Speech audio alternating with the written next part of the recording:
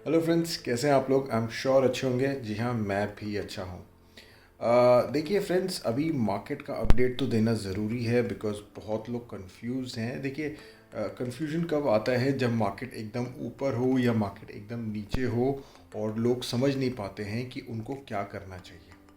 सबसे इम्पॉर्टेंट चीज़ ये भी है कि वो दूसरों को देख के अपने स्टॉक्स पे कॉल लेते हैं। अभी किसी का लॉन्ग टर्म का गोल है, किसी का शॉर्ट टर्म का गोल है, किसी का एक स्टॉक चूज़ करने का तरीका होता है, किसी का दूसरा तरीका होता है। किसी को किसी कुछ इंडस्ट्रीज़ होती है उसी पे बिलीव होता है, किसी को नहीं होता है। अभी कितने सारे फंड मैनेजर्स हैं, पर्टिकुलरली एक दिवीना जी हैं। अगर आप उनको फॉलो करते हैं स्टॉक मार्केट में, तो उन वो बोलती हैं उनको बैंक या फाइनेंस रिलेटेड जो स्टॉक होते हैं वो नहीं समझ में आते हैं, तो वो नहीं इन्वेस्ट करती है उनमें। तो वैसे ही चीज़ें रहती हैं। तो मैं हमेशा ये बोलता हूँ कि आपको पहले अपने आप को समझना पड़ेगा। जैसे विजय केडिया सर भी बोलते हैं कि KYC से ज़्यादा KYS is important, know your self. कि आपका गोल क्या है, ठीक है, आपकी एपेटाइट क्या है रिस्क की, एंड आपको कौन कौन से स्टॉक्स, कौन कौन सी इंडस्ट्री समझ में आती है, पसंद आती है। जैसे अगर मैं आपको बोलूँ कि फार्मा इंडस्ट्री बहुत कॉम्प्लिकेटेड है, ठीक है।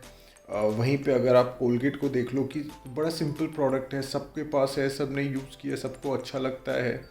हालांकि मैं आपको ये बोल नहीं रहा हूँ कि उसमें इन्वेस्ट कीजिए, but I am just trying to tell you कि किसी को बहुत सिंपल प्रोडक्ट्स होते हैं, बहुत सिंपल स्टॉक्स होते हैं, वो पसंद आते हैं, किसी को कॉम्प्लिकेटेड पसंद आते हैं।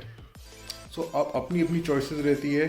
तो but still there is confusion. Confusion तो रहनी ही चाहिए। अगर आप सोच रहे हैं तो कन्फ्यूजन होगी, which is a good part. End of course उसके लिए मैं हूँ कि आपका कन्फ्यूजन मुझे दूर करना है, ठीक है। आइए सबसे पहली बात ये करते हैं। अगर आपने मेरा कल का वीडियो नहीं देखा है तो आपने बहुत कुछ मिस किया है। क्यों बोल रहा हूँ मैं ऐसे? कि मैं कल के वीडियो में बात कर रहा था that this is the right time profit booking के लिए, और नेक्स्ट डे आप क्या देखते हैं कि प्रॉफिट बुकिंग होने लग गई, ठीक है। ऐसा नहीं है कि प्रॉफिट बुकिंग कंटिन्यूस रहेगी। ऑफ कोर्स वो उसका अपना एक पीरियड रहता है कि 10 दिन बाद फिर से प्रॉफिट बुकिंग हो जाएगी, 20 दिन बाद फिर से हो जाएगी। जब मार्केट ऊपर रहता है that is the best time two of course book your profit. वो बात लोग जो बोलते हैं कि ऊपर खरीदो ऊपर बेचो, वो ऐसा देखिए that is not the way, right way to make money. वो जो मोमेंटम इन्वेस्टर्स की बात है, सी वो उन लोगों के लिए जिनके पास 400-500 करोड़ है, जिसको लगाया उसमें अगर 5-6% भी कमाए तो 400-500% में बहुत बड़ा रिटर्न मिल जाता है, 4-5% पे भी। लेकिन अगर हम रिटेल इन्वेस्टर्स की बात कर रहे हैं तो 1 करोड़ कोई ज़्यादा से ज़्यादा 2 करोड़ रुपए लगा लेगा। और मैं तो वो एक्सेप्शन की बात कर रहा हूँ जो 0.1% होंगे। जो बचे कुचे लोग हैं, जो 99.99% वाले लोग हैं, वो सैलरी होगी या बिजनेस से पैसे लगा रहे होंगे, हर महीने 10,000, 50,000, 5,000 वैसे पैसे लगा रहे होंगे। तो उनको हमेशा देखना चाहिए कि वो नीचे खरीदें और ऊपर बेचें। हालांकि मैंने लास्ट वीडियो में भी ये बताया था कि प्रॉफिट बुकिंग आप कर सकते हैं, but I do not recommend, because मैं ये सोचता हूँ कि स्टॉक्स को आप जैसे FD या अपने घर को रखते हैं, बचा के रखिए यार। उसको उसको 10%, 20% पे मत बेचिए, 200, 300, 400% पे बेचिए। तब असली पैसा बनता है। लेना बेचने में कुछ नहीं होगा, खाली आपका टाइम वेस्ट होगा, ठीक है। So again coming to the same part की कंसोलिडेशन देखने को मिला है। अभी आपको क्या करना चाहिए? अगर आपके पास कोई ऐसा स्टॉक है that that you want to sell, this is the right time. अगर आपको बेचना है तो then you can sell it. दूसरी बात यह है कि अगर आपको ऐसा लगता है कि I I can keep the stocks, but whether I should keep it or not, क्योंकि मार्केट ऑल टाइम हाई है, इसके बाद क्या पता मार्केट गिरने लग जाए। देखिए, आपकी स्ट्रैटेजी उस टाइम पे ये होनी चाहिए कि मार्केट अभी ऑल टाइम हाई है, आपके पास 100 रुपये है, 20-25 रुपये लगाइए, 75-80 रुपये अपने पास रखिए, होल्ड करके रखिए। जैसे ही मार्केट गिरता है या मार्केट में थोड़ी प्रॉफिट बुकिंग आती है, मार्केट में कुछ अनसर्टिनिटी की वजह से गिरावट आती है, उस टाइम पे आपको अपने पैसे लगा लेने चाहिए, ठीक है, that is how it should work, not other way round कि अरे यार वो हम रिटेल इन्वेस्टर्स को लोगों ने इतना बुद्धू समझ लिया है कि वो कहते हैं अरे ऐसा मार्केट ऊपर जाए नीचे जाए, एसआईपी आप कंटिन्यू रखिए, सेम पेस पे रखिए, सेम अमाउंट पे रखिए। ऐसा नहीं है। Retail investors are very very smart now, they know when to invest and how much to invest. अगर नहीं पता है तो देखिए, तो ये बात हो गई है, ठीक है। आपका ये कन्फ्यूजन भी मैंने दूर कर दिया है कि अगर आपके पास पैसे हैं एंड आपकी कोई स्टॉक बेचने की कोई कोई कोई इच्छा नहीं है, तो आप बेचिए मत, पैसे कम लगाइए, वेट कीजिए राइट टाइम के लिए, ठीक है। और राइट टाइम ज़्यादा दूर नहीं होता है, 3-6 महीने में आ जाता है। ओके, तब तक आप अपने पैसे दबा के रखिए अपने अंदर। ओके। एक और चीज़ ये है कि कंसोलिडेशन में किसी को ये भी डाउट होगा कि अरे सारे स्टॉक बढ़ गए, मेरा एक पर्टिकुलर स्टॉक नहीं बढ़ रहा है, तब क्या करें। देखिए, वो स्टॉक जो नहीं बढ़ रहा है सबके बढ़ने पे then there is some issue, उसको डिटेल में आप समझिए। अगर ऐसा कोई स्टॉक है आपके ध्यान में, आपके अकाउंट में, आपके पोर्टफोलियो में, तो प्लीज़ मुझे पूछिए। अगर आपको पूछना है तो मैं ज़रूर उसके बारे में भी आपको बताऊंगा। ओके। दूसरी चीज़ ये है कि ऑयल प्राइसेस कंटिन्यूसली नीचे गिर रहे हैं। अगेन मैं फिर से यही बात बोलूँगा कि अगर आपने मेरे पिछले वीडियोस देखे हैं तो उसमें मैंने एक वीडियो में काफ़ी अच्छी एक इंटरव्यू के बारे में बात की थी जो हरदीप सिंह पुरी साहब की थी, who is our petroleum minister also. उन्होंने ये बताया था कि जब ऑयल प्राइसेस बढ़ रहे थे और ओपेक ने एक मीटिंग रखी थी, उसमें वो भी गए थे एंड उन्होंने बात की थी, काफ़ी चीज़ें समझी थी, समझाने की कोशिश भी की थी। और उस इंटरव्यू में उनसे पूछा गया कि ideal price of crude oil क्या है, तो उन्होंने बताया था अराउंड $70 to $75 पर बैरल, एंड हम जिसके पास आने लग गए हैं, ठीक है। नहीं, उसका क्या मतलब है? उसका मतलब ये है कि अब हमारे जो रेट्स थे to purchase something from outside is going to be lower than what it was in previous month, जो कि हमारे लिए अच्छी बात है। एक और चीज़ ये है कि अगर आप ये सोच रहे होंगे कि अरे यार अभी तो ऑयल प्राइसेस नीचे गिर रहे, दैट मीन्स डिमांड भी नीचे गई है। देखिए, ऐसा हो सकता है, बट मुझे ऐसा लगता है कि मार्केट विल फोकस ऑन कि अगर ऑयल प्राइसेस नीचे जा रहे हैं तो दैट मीन्स इन्फ्लेशन नीचे आ रहा है। फिलहाल उसी पे ध्यान रखते हैं, and that is what the motto was of Fed कि भाई रेट्स ऊपर बढ़ाओ तो इन्फ्लेशन नीचे जाएगा। एंड जब उन्होंने रेट्स कंटिन्यूसली बढ़ा के भी रखे थे तो भी ऑयल प्राइसेस ऊपर जा रहे थे, बट अभी कंट्रोल होते हुए दिख रहे हैं, तो मे भी थोड़ा इंटरेस्ट रेट पे भी ईज आउट आपको दिखेगा।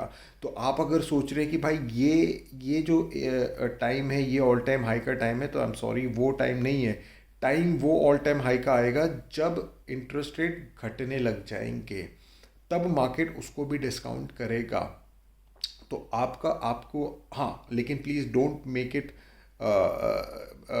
Make me sound a way that कि मैं आपको ये बोल रहा हूँ कि अभी भी इन्वेस्ट करने का टाइम है। Absolutely not, this is not the right time to invest, this is the time to hold. Daily आओ, अपना पोर्टफोलियो देखो, खुश हो और चले जाओ, ठीक है। वो वैसे करना है आपको, ऐसा नहीं। आपको you don't have to get involve and buy just because you have money. This is not the right time. मैं आपको 6 महीने पहले चिल्ला रहा था, बोल रहा था खरीदो खरीदो खरीदो, तो शायद किसी ने खरीदा तो अच्छी बात है, किसी ने नहीं खरीदा तो प्लीज़ अभी मेरी एडवाइस ले लो कि अभी कुछ नहीं खरीदना है, नॉट द राइट टाइम। एक और चीज़ हुई है ऑयल प्राइस के बाद कि मूडीज़ ने जितने भी ग्लोबल बैंक्स हैं उनकी रेटिंग घटा दी है। देखिए, अभी ये मूडीज़ क्या है? ये मूडीज़ ये है कि लोगों का मूड ख़राब करता है, क्योंकि मैंने खाली इंडिया के अलावा, बिकॉज मूडीज़ ने अपना इंडिया का जो रेटिंग थी वो अप की है, बट उसके अलावा मैंने मूडीज़ का ये देखा है कि वो सबके मूड ही ख़राब कर रहा है।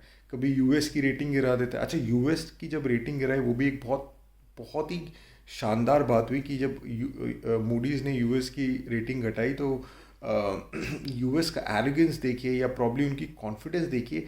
मैं तो सोचता हूँ कि हर इंसान को वैसा सोचना चाहिए, वैसा होना चाहिए कि उनसे पूछा गया कि आपकी तो रेटिंग घटा दी है, तो बोलता है अगर हमारी घटा दी है तो हमसे अच्छा कौन है।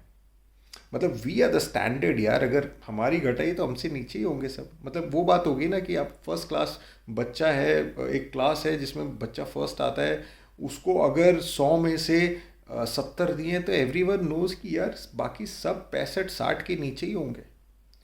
सो पूरा एग्ज़ाम ही डिफ़िकल्ट था। ऐसा नहीं है कि भाई फर्स्ट क्लास को 70 आए हैं बाकी को 90 आए हैं, या फर्स्ट वाले को 90 आ गए हैं, ऐसा कुछ नहीं है। तो this is the kind of confidence या प्रॉब्ली एरोगेंस बोलिए, वो आप पे छोड़ता हूँ मैं। बट मुझे बहुत अच्छी लगी थी ये बात। तो यही बात है कि मूडीज़ ने ग्लोबल बैंक्स की रेटिंग घटाई है, और उनका बेसिक कहना ये है कि जब इंटरेस्ट रेट ऊपर गए हैं तो लोगों की पे करने की जो पे बैक करने का जो पोटेंशियल है, या जो जो क्षमता है वो घट गई है, वो पे नहीं कर पाएंगे, आपको काफ़ी सारे एनपीए निकलेंगे। दूसरी तरफ इंडिया की रेटिंग, इंडियन बैंक्स के बारे में ऐसा नहीं सोचा जा रहा है। वो ये बोल रहे हैं कि इंडियन बैंक्स काफ़ी स्ट्रॉन्ग है, उनकी फाइनेंशियल्स, उनकी बुक्स काफ़ी स्ट्रॉन्ग है, एनपीए क्लीन है, बुक्स क्लीन है, काफ़ी ज़्यादा लोन दिख रहा है। दैट मीन्स कि अर्निंग काफ़ी अच्छी होगी। एंड अगर आपको ऐसा लग रहा है ऐसा क्यों ग्लोबल बैंक्स में, तो भाई अगर इंटरेस्ट रेट बढ़ रहा है तो कैपेसिटी पे करने की कम हो रही है, यहाँ पे क्यों? देखिए वहाँ पे 1% से 5% पे गया है, यहाँ पे 7% से 9% पे आया है यार। तो क्या ही फ़र्क पड़ता है हम लोगों को? हम लोगों ने 8% ऑन एन एवरेज देखा ही है। ठीक है, उन्होंने कभी नहीं, वो मतलब आई थिंक एक जनरेशन ने तो देखी ही नहीं होगी। For them this is the first time, and this is may be this can be the most difficult part for them in life. Also वहाँ पे जो एम्प्लॉयमेंट ग्रोथ रेट है वो भी घटा है। ठीक है, तो ये सारी चीज़ें अच्छी हैं when we are talking about in terms of stock market. Because of course अगर ये सारी बैड न्यूज़ आएंगी और ऑयल प्राइसेस नीचे जाएंगे तो फेड को मजबूरी में रेट घटाने पड़ेंगे, एंड उस टाइम पे पागलपंती जैसी रैली आप देख सकते हैं। ठीक है। ऑल्सो अगर आपके पास कोई ऐसा स्टॉक है जिससे आप परेशान हैं, ऑफ कोर्स आप लिखिए मेरे को, मैं आपको उसके बारे में ज़रूर कुछ ना कुछ बताऊंगा। लेकिन अगर आपको चाहिए कि आपको करना क्या है, ये सोच रहे हैं आप, देखिए अगर वो स्टॉक इस टाइम पे नहीं बढ़ रहा है ना, चलिए कितना भी बढ़ा, लेट्स से कि अगर सारे स्टॉक 20-20% भाग रहे हैं, अगर वो आपको 10%, 7% नहीं बढ़ रहा है, दैट मीन्स कुछ गड़बड़ है उस स्टॉक में, और आपको वो ढूंढना है कि वो गड़बड़ क्या है। और अगर आप उसको निकाल सकते हैं, और या आप उसको निकालना चाहते हैं, तो this is the right time. अगर आप उसको होल्ड करके रख सकते हैं then please hold it, but I can not really say anything on दो स्टॉक्स, बिकॉज बहुत वेग है, बहुत रफ है चीज़ों का, कुछ समझ में नहीं आएगा। बिकॉज देखिए कुछ स्टॉक्स होते हैं जो आप मे बी 10 साल के लिए खरीद रहे हैं। एग्जाम्पल के तौर पे, just for example, no suggestion कि आपने अमर राजा खरीद लिया, ठीक है। अभी अमर राजा की story is going to start after 3 years, जब उनका प्लांट आएगा लिथियम आयन का, उसके बाद फिर देन चीज़ें आगे बढ़ेंगी। तो या तो फिर एक्साइड का पकड़ लीजिए। तो आपको ये समझना है कि अगर वो अभी नहीं बढ़ रहे हैं तो उनकी स्टोरी 3 साल बाद है। ठीक है, और वो जब बढ़ेंगे तो फिर सबको पीछे छोड़ देंगे। या तो फिर आपने कोई ऐसी स्टॉक ले लिए, एग्जाम्पल के तौर पे इंडियन ऑयल जैसी स्टॉक ले लिए, जो कि ऐसी इंडस्ट्री जो सनसेट इंडस्ट्री है। और आपको पता ही है विजय केडिया साहब ने क्या बोला है, never be in a sunset industry, be always in a sunrise industry. कहने का मतलब है जो भी इंडस्ट्री आगे फ्यूचरिस्टिक है उसी में आप इन्वेस्ट कीजिए। ठीक है। एक और बात है, रमेश दमानी साहब बहुत, these people I always listen to them, कोई भी इंटरव्यू मैं नहीं छोड़ता हूँ, एंड उसकी वजह से ही मैं आपको ये चीज़ें बता पाता हूँ। कि जब रमेश दमानी साहब ने भी ये बोला था कि मेरे पिताजी ने जब मुझे $10,000 इन 1980s, मतलब आप समझ सकते हैं अमीरियत का लेवल, $10,000 दिए थे एंड बोला था कि बेटा ये स्टॉक मार्केट में इन्वेस्ट कर, अगर तू इन पैसों को डुबा देता है मैं तेरे से कुछ नहीं पूछूंगा, अगर तू इन पैसों से कुछ बना लेता है तो वो तेरे। तो उन्होंने क्या किया था, वो पैसे उन्होंने इन्वेस्ट किए और सारे पैसे डुबा दिए। बाद में उन्होंने एनालाइज किया कि भाई मैंने क्या गलत किया। उनको ये पता चला कि उन्होंने जितने भी इन्वेस्टमेंट की थी वो सारे सनसेट इंडस्ट्री में थे। So basically the quote he used was he was driving looking at the rear mirror view. तो आपको ऐसी गलती नहीं करनी है। अगर आपके पास कोई ऐसा स्टॉक है, प्लीज़ उसको जब भी मौका मिले उसको निकालिए अपने पास से। ठीक है, अभी के लिए इतना ही। आगे कुछ भी होगा मैं आपको अपडेट करूँगा। सब्सक्राइब कीजिए, लाइक कीजिए एंड शेयर कीजिए। Take care, bye bye.